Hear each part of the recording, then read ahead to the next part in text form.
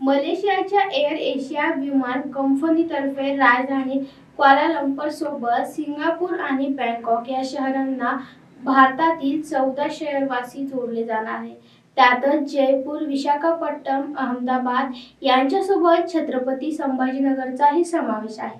त्यामुळे प्रवाशांनी चिकलठाण विमानतळावरून थेट सिंगापूर, बँकॉक येथे प्रवास सेवा उपलब्ध झाल्यास पर्यटन आणि उद्योग या दोन्ही क्षेत्राचा विकास चालना मिळणार आहे।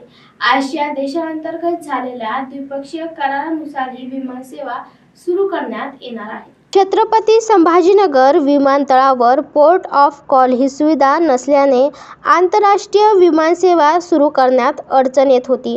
मात्र आशियाई देशांमध्ये झालेल्या कराराच्या आधारावर मलेशियातील एका विमान कंपनीच्या माध्यमातून छत्रपती संभाजीनगर, सिंगापूर आणि बँकॉक सोबत विमान जोडणी शक्य होणार आहे।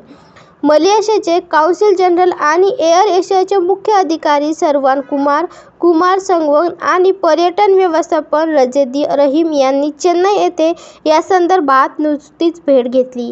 ही कंपनी चालू वर्षात भारतात 6 शहरांसोबत विमानसेवा सुरू करणार आहे। Bureau report, AI news, Chhatrapati Sambhajinagar.